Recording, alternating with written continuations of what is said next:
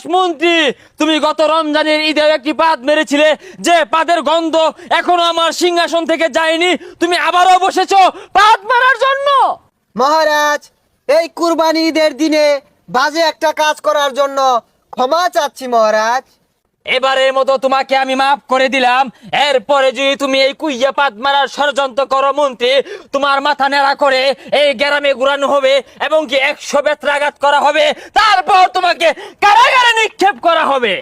মাফ করেন মহারাজ গো। ও মহারাজ, মাফ কইরা দেন আমারে পানের মহারাজ গো। কুইয়া পাদো মাইরা মহারাজ গো। ও মহারাজ, ভুল কইরাছি আমি গো পানের মহারাজ গো।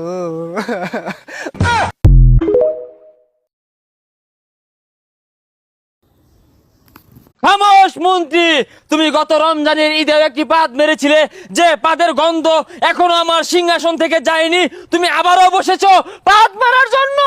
মহারাজ, এই কুরবানি ঈদের দিনে বাজে একটা কাজ করার জন্য ক্ষমা চাচ্ছি মহারাজ। এবারের মতো তোমাকে আমি মাফ করে দিলাম। এরপরে যদি তুমি এই কুইয়া পাদ মারার ষড়যন্ত্র করো মন্ত্রী, তোমার মাথা নেড়া করে এই গ্রামে ঘুরানো হবে এবং কি 100 বেত্রাঘাত করা হবে। তারপর তোমাকে কারাগারে নিক্ষেপ করা হবে। মাফ করেন মহারাজ গো। ও মহারাজ, মাফ কইরা দেন আমারে পানের মহারাজ গো। কুইয়া পাদো মাইরা মহারাজ গো। ও মহারাজ, ভুল কইরাছি আমি গো পানের মহারাজ গো।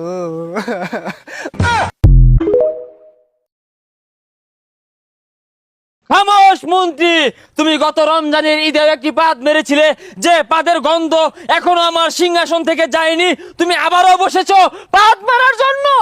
মহারাজ, এই কুরবানি ঈদের দিনে বাজে একটা কাজ করার জন্য ক্ষমা চাচ্ছি মহারাজ। এবারের মতো তোমাকে আমি মাফ করে দিলাম। এরপরে যদি তুমি এই কুইয়া পাদ মারার ষড়যন্ত্র করো মন্ত্রী, তোমার মাথা নেড়া করে এই গ্রামে ঘুরানো হবে এবং কি 100 বেত্রাঘাত করা হবে। তারপর তোমাকে কারাগারে নিক্ষেপ করা হবে। মাফ করেন মহারাজ গো। ও মহারাজ, মাফ কইরা দেন আমারে পানের মহারাজ গো। কুইয়া পাদো মাইরা মহারাজ গো। ও মহারাজ, ভুল কইরাছি আমি গো পানের মহারাজ গো।